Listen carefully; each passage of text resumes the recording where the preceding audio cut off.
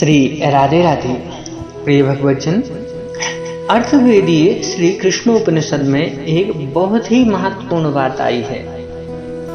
सच्चिदानंद स्वरूप सर्वांग सुंदर भगवान महाविष्णु को जब श्री रामचंद्र जी के रूप में वन में भ्रमण करते हुए वनवासी मुनिगणों ने देखा तो वे विस्मित हो गए थे। वे उनसे बोले, हे प्रभु, हमें आपके आलिंगन की उत्कंठा है। तब भगवान श्री रामचंद्र जी ने कहा, आप लोग अन्य जन्म में मेरे कृष्ण अवतार में गोपिका होकर मेरा आलिंगन प्राप्त करोगे। इसी प्रकार कृष्ण अवतार में पूर्व देवताओं से भगवान ने उन्हें पृथ्वी पर अवतीर्ण होने के लिए कहा। तब वे बोले, भगवान, हम देवता होकर पृथ्वी पर जन्म लें यह हमारे लिए बड़ी ही निंदा की बात है, परंतु आपकी आज्ञा है, इसलिए हमें वहां जन्म तो लेना ही पड़ेगा। फिर भी आपसे इतनी प्रार्थना है कि हमें ऐसे रूप में वहां उत्पन्न न करें जिससे कि आपके अंग स्पर्श से हमें वंचित रहना पड़े। ऐसा मनुष्य बनाकर हमें से कोई भी शरीर धारण नहीं करना चाहेगा। हमें सदा अपने अंगों के स्पर्श का अवसर दें, तभी हम वहां अवतार ग्रहण करेंगे। देवताओं का यह वचन सुनकर स्वयं भगवान ने कहा, देवताओं, मैं तुम्हें स्व अंगों का स्पर्श अवश्य दूंगा, तुम्हारे वचनों को अवश्य पूरा करूंगा। भगवान का यह आश्वासन पाकर वे सब देवता बहुत प्रसन्न हुए और बोले, अब हम कृतार्थ हैं। भगवान का परमानंदमय अंश ही नंदराय जी के रूप में प्रकट हुआ। नंदरानी यशोदा के रूप में साक्षात मुक्ति देवी अवतीर्ण हुई। ब्रह्म विद्यामयी वैष्णवी माया ही देवकी के रूप में प्रकट हुई। निगम वेद ही वसुदेव है, जो सदा नारायण के स्वरूप का स्तवन करते हैं। वेदों का तात्पर्यभूत ब्रह्म ही श्री बलराम और श्री कृष्ण के रूप में इस महीतल पर अवतीर्ण हुआ। वह मूर्तिमान वेदार्थ ही वृंदावन में गोपियों के साथ लीला करते हैं।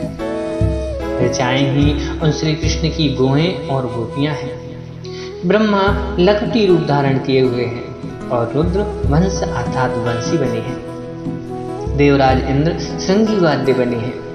गोकुल नामक वन के रूप में साक्षात वैकुंठ है। वहां द्रुमों के रूप में तपस्वी महात्मा हैं। लोभ क्रोधादिकों ने दैत्यों का रूप धारण किया है, जो केवल भगवान का नाम लेने मात्र से ही नष्ट हो जाते हैं।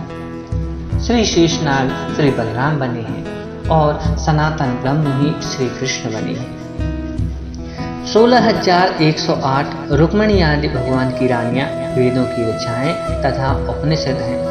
उनके सिवा जो वेदों की ब्रह्म रूपा ऋचाएं हैं, वे गोपियों के रूप में अवतीर्ण हुई हैं। रोहिणी माता के रूप में दया का अवतार हुआ है। पृथ्वी माता ही सत्यभामा बनी है। महाव्याधि ही अकासुर है और साक्षात कली राजा कंस बना है। श्री कृष्ण की मित्र सुदामा सम है, अक्रूर सत्य है और उद्धव दम है। दूध दही के भंडार में जो भगवान ने मटके फोड़े, उनसे जो दूध दही का प्रवाह हुआ, उसके रूप में उन्होंने साक्षात क्षीर सागर को ही प्रकट किया है और उस महासागर में वे बालक बने पूर्ववत क्रीड़ा कर रहे हैं। शत्रुओं के संहार तथा साधुजनों की रक्षा में वे सम्यक रूप से स्थित हैं। समस्त प्राणियों पर अहेतु की कृपा करने के लिए तथा अपने आत्मज रूप धर्म की रक्षा करने के लिए स्वयं श्री कृष्ण प्रकट हुए हैं। भगवान शिव ने श्री हरि को अर्पित करने के लिए जिस चक्र को प्रकट किया था, भगवान के हाथ में सुशोभित वह चक्र ब्रह्म स्वरूप ही है। धर्म ने चंवर का रूप ग्रहण किया है। वासुदेव ही वैजंती माला के रूप में प्रकट हुए हैं। कश्यप मुनि नंद जी के घर में ऊखल बने हैं और माता अदिति रज्जु के रूप में अवतरित हुई हैं। शंख चक्र आदि उनके आयुध हैं। भगवान के हाथ की गदा सारे शत्रुओं का नाश करने वाली साक्षात कालिका है। गरुड़ ने भांडीर वट का रूप ग्रहण किया है और नारद मुनि सुदामा नाम से सखा बने हैं। भक्ति ने वृंदा का रूप धारण किया है। सब जीवों को प्रकाश देने वाली जो बुद्धि है, वही भगवान की क्रिया शक्ति है। अतः ये गोप गोपी आदि सभी भगवान से भिन्न नहीं है। और विभु परमात्मा श्री कृष्ण जी इनसे भिन्न नहीं हैं। उन्होंने स्वर्गवासियों को तथा सारे वैकुंठ धाम को भूतल पर उतार दिया है। जो इस प्रकार जानता है वह सब तीर्थों का फल पाता है और देह के बंधन से मुक्त हो जाता है। एक बार प्रेम से बोलिए श्री राधे राधे।